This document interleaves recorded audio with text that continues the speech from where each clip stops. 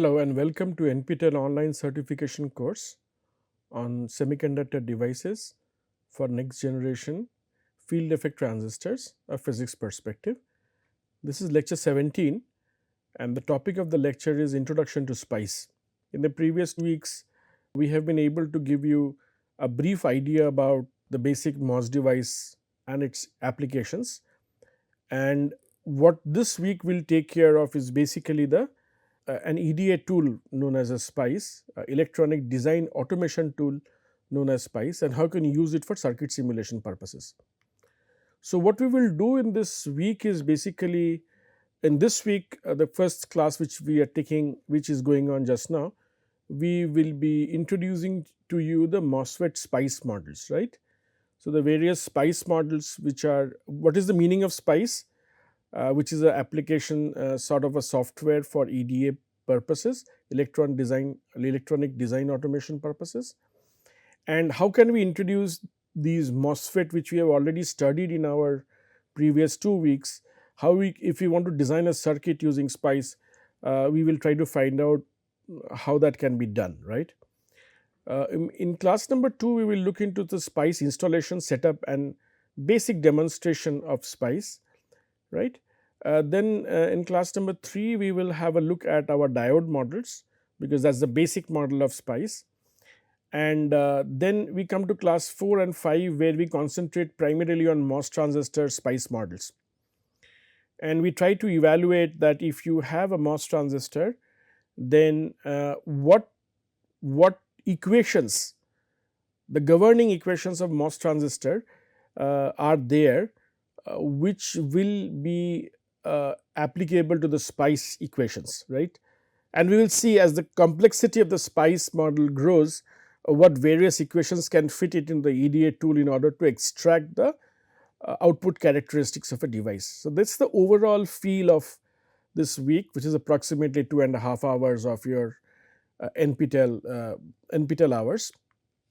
So, let me introduce to you a SPICE simulator, right, and then give you the types of SPICE model. I will show you where the SPICE models can be used for. So, the third point is sort of a question mark here, like for what purposes, for what purpose I am using SPICE model. So, I will be dealing with here the purpose of SPICE model, and then we will look into the convergence properties and stability of SPICE simulations.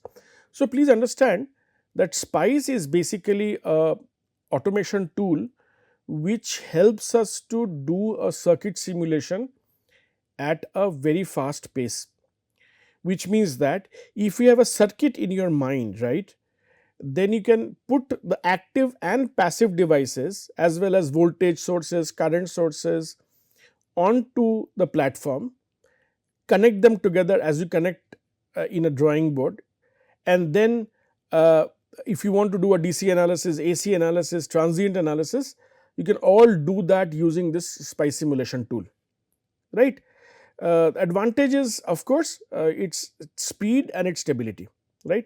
It's very high speed simulations will be given, and you will be able to extract the simulation even before you go to that level. So, that is the reason this study is quite important in terms of a circuit simulator, a person undergoing a circuit simulator. So, let me first of all introduce to you what is a SPICE simulator. This is SPICE happens to be currently an open source software and basically simulates the operating condition for all analog devices, and primarily you can some of the tools, not SPICE but other tools, can also simulate certain digital simulators, right. SPICE is actually an acronym, and its full form is given as simulation program with integrated circuit emphasis. So, you see this is SPICE. So, this is SPICE.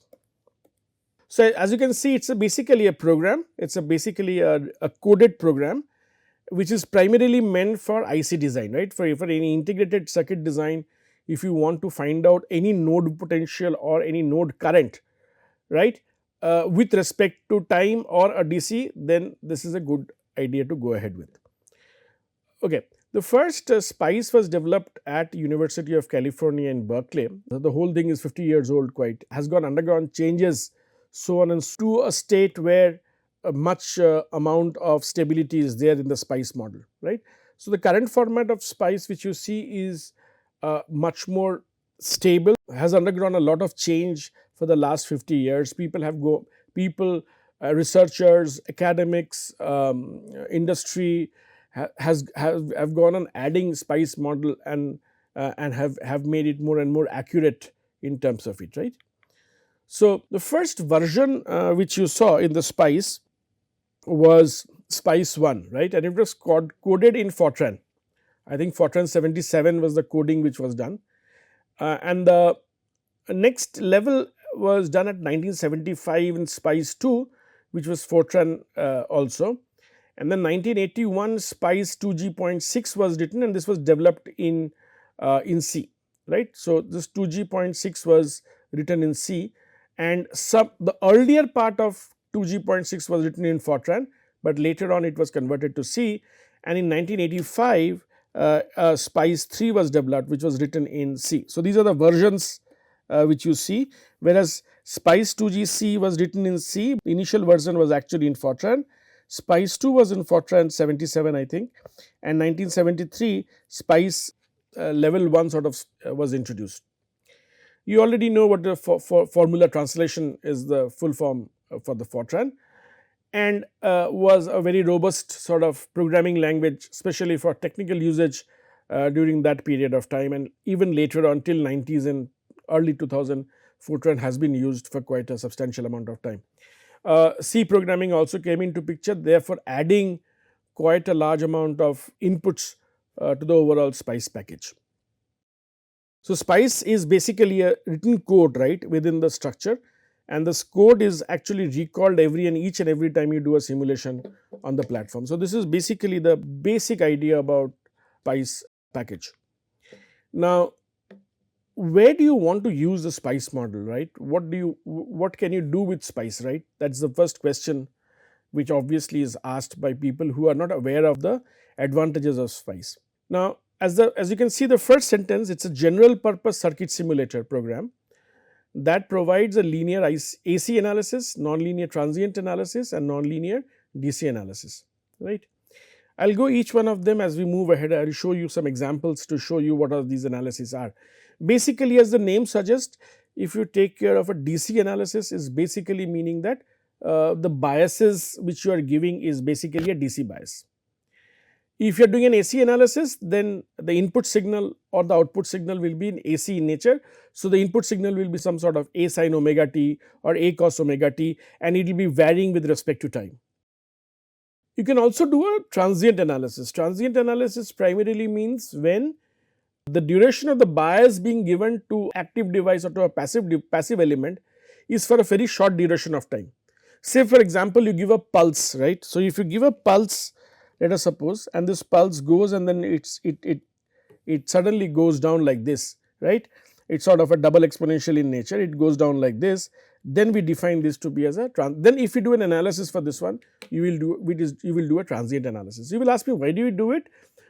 We do it for 2 or 3 reasons. AC analysis is done for all analog applications where you have this amplifier designed to be taken care of, where you have to generate clock and so on and so forth. Where do you do DC analysis? DC analysis is done in those places you have given a DC bias and you just want to find out the voltage and current so that you can predict, let us suppose, a DC power output of a device. So, if you know the voltage and current, you can extract the power there. Now, there are 2 ways in which SPICE internally works, right.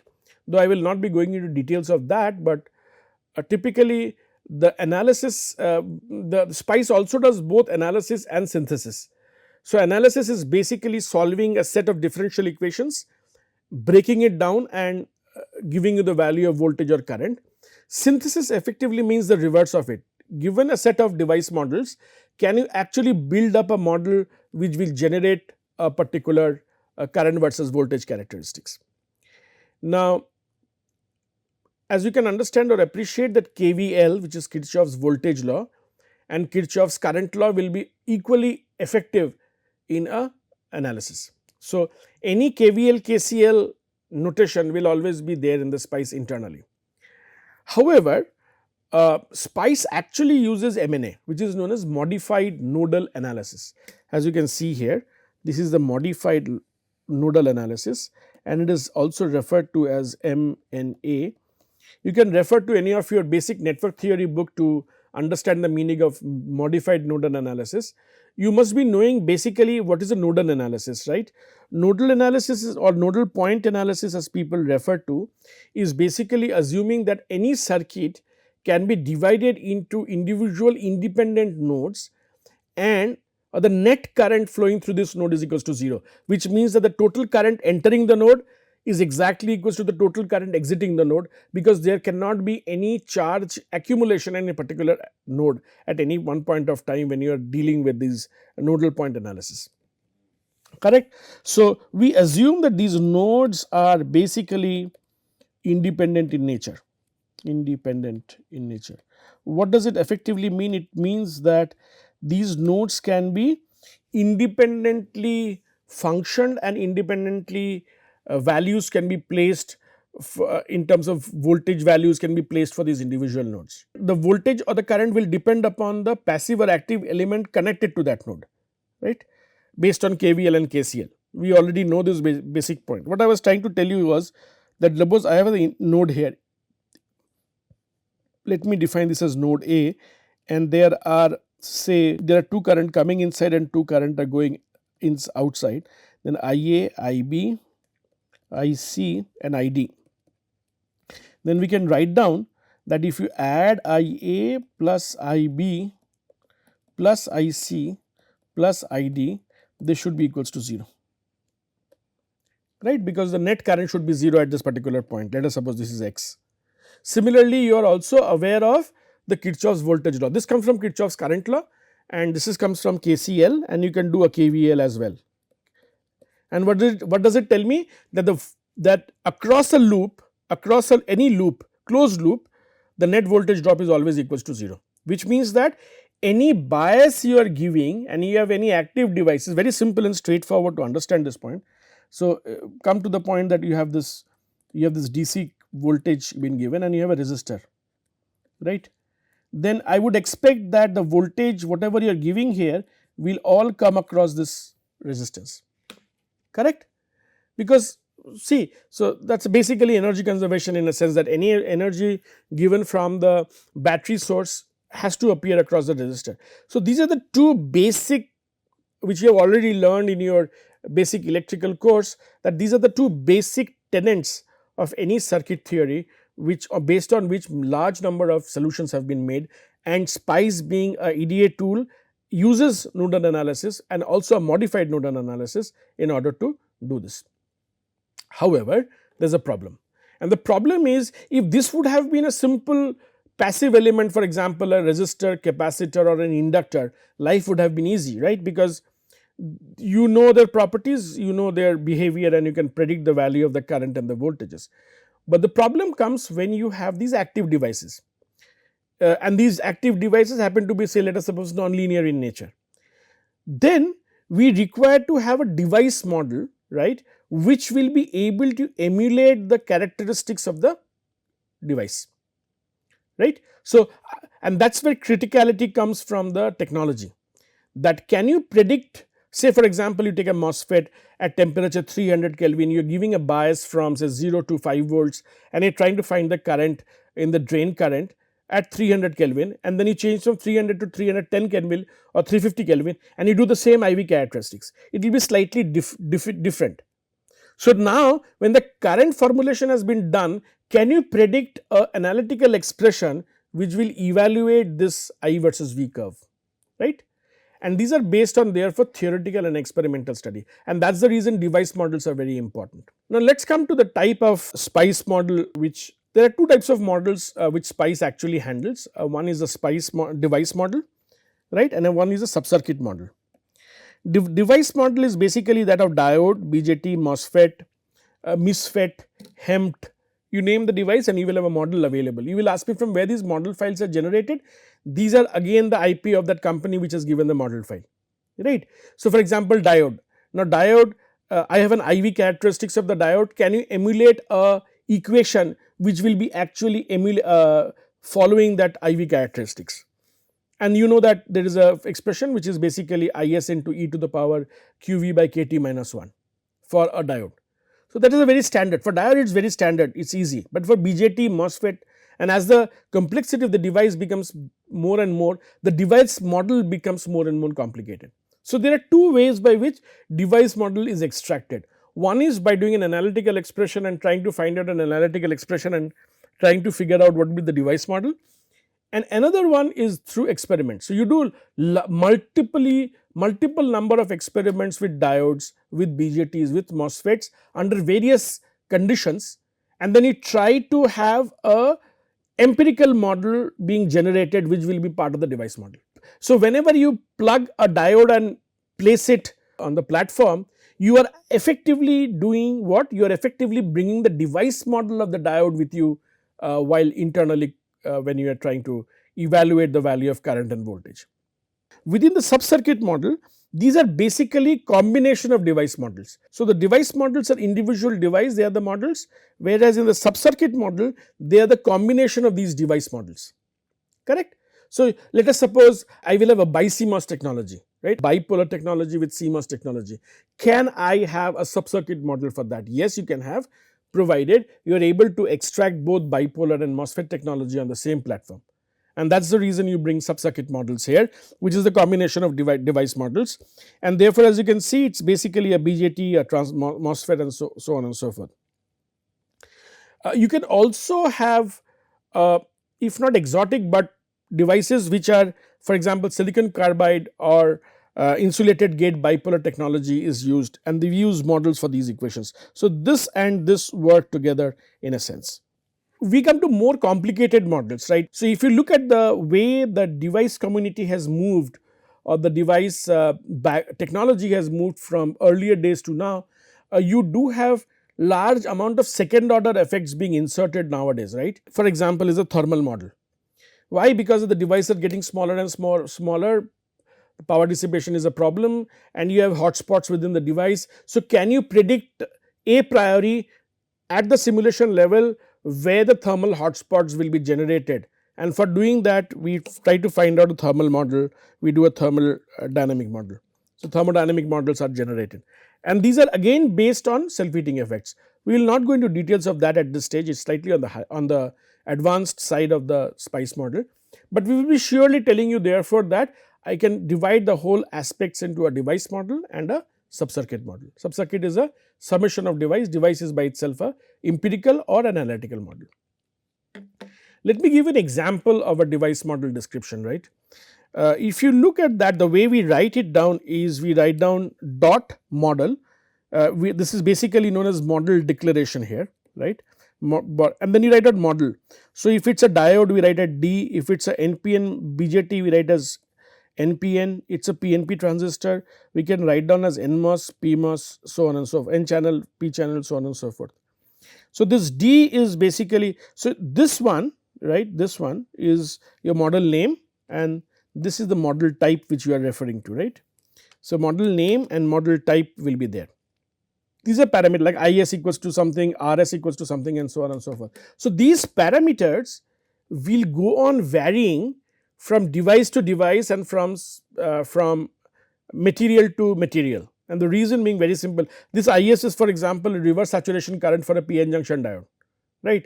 Now, obviously, it depends upon the material, it depends upon the temperature, because you very well know that the reverse saturation current doubles for every 10° rise in temperature. Now, that concept is inbuilt within the model itself, but the reverse saturation current at T equals to 300 Kelvin will be fit at this particular point, Similarly, if I want to find out the resistance of the source in a MOS device, then also I can put these values. So, this is a sort of a template or a format for device model description. You will ask me, from where do I get these values? These I get from multiple sources. One is that you actually do, the company which provides you with these model values, they actually have their database available where they have actually done multiple sets of experiment on the similar diodes, and the average value of that is reported as Is and Rs here. Similarly, for MOSFETs also they have done a lot. So, these are sort of experimentally determined values which are coming out from you. So, they are very realistic in nature and can be used very easily for all practical purposes. Let me come to show you a subcircuit model available. Subcircuit is basically what you can see here. It is basically having a diode on this side, right. So, there are two devices, one is a diode and is a MOSFET, right. Now, this MOS XXX is the name of the what type of MOS it is, and then you have these diodes. What type of diode again is shown by these X points. So, what we generally do, the format of writing the SPICE program initially is, there are two ways of, anyway I will discuss with you. There are two ways of writing a program. One is known as a schematic entry. So, you do a schematic entry, which means that I will show it in maybe next slide or maybe subsequent lectures. Schematic entry is that you have a library file available, lib file available, and in the platform, on the EDA platform, when you click on it, you will have a large number of diodes, you can see large number of BJTs, large number of FETs available. You just click on that and bring it onto the active schematic. Once you do that, that is a schematic level entry, right. And when you do that, automatically internally these subcircuit designs are written, right. And therefore, if you look the format here, it is dot subcircuit is written, which means that it will have the model name, and there will be 3 pins, assuming that it is a 3 terminal device. So, this is a gate, I have a drain and I have a source. So, this is a combination of an N MOSFET and a diode. NMOS is given by NMOS and diode is given by DI. So, what we write down? We write down the name of the active device as M1 and D1, and we say that M1 is equals to, has got 3 terminals, drain, gate and source. You can also have a 4th terminal if you want, which is substrate, and then you write as MOS XXX. This XXX is the model name, you can extract it from the database. Similarly, if I take diode, right, this is known as circuit connection, these are known as circuit connection within the model, this is subcircuit declaration. This is D1SD, DI XXX, again the type of diode which I am referring to, and these two are basically the model file. So, this is where I extract the model file of a MOS and a diode from the library, right. So, I say model MOS XXX NMOS, and then the parameters within the NMOS are defined here, and dot model DI diode XXXD, then these model files are there, and then we enter the subcircuit, right. So, this is an example of subcircuit model description in a sense, and let me show you therefore what does it actually mean. So, let us take up the circuit connection with the model. This M1 is also referred to as instance name. Instance means within the schematic, the MOSFET will be referred to as M1, right. These are the connection pin which are again determined by the instances, and these are the model name I have already defined to you earlier. Now, if you look at the instances available which we have is, so we have generally, for example, MOSFETs are referred to by M, diode is by D, transistor is generally by Q, resistor, capacitor and coil by R, C and L respectively, passive element, voltage source by V, current source by I, and power supply by E, and your ground power supply by G. Obviously, if you look at the last column on this side, on the right hand side, you will see that the MOSFET has got four number of pins, right, and this D, G, S, B, and the order of pins are very clear, that it is drain, gate, source and bulk or body. Similarly, diode will have 2 pins A and K on one side, each side. Transistor, obviously, as you know, collector, base and emitter, CBE. Resistor, capacitor, inductor will have always 2 coils. Voltage source, current source will also have 2, and power supply will have 4, which is out plus, out minus, in plus, in minus. You can understand these points, no, because if I have a differential power supply, I have 2 input, 2 output. Similarly, if I have got the power supply, ground power supply also can have 4 inputs. So, this is the way we generally write down instance in a general feel of the things, right. This is the way we write down an instance name. This is basically a diode subcircuit model. Now, this RS is basically the resistance connected at this end. This is my VDD, right, let us suppose. This is my cap and this is my diode which I have given to you, and sort of a Varactor diode whose capacitance changes with, let us say, the applied reverse bias. So, this is the junction capacitance of that diode, and Cj0 is the 0 voltage Varactor diode. I will explain to you why do I do that. So, what is a Varactor diode? I will try to explain to you in a very basic terms. So, I have a P and an N, then I have this depletion region being formed, right, and there. So, if the doping concentration is exactly the same on P and N side, this x1 will be exactly equals to x2. So, x1 will be equals to x2. However, if the doping concentration varies, these lengths are not equal. Now, what you do, if you apply a reverse bias here between these two and you vary these voltage, then you have a problem. The problem is that depletion width will then becoming larger and larger.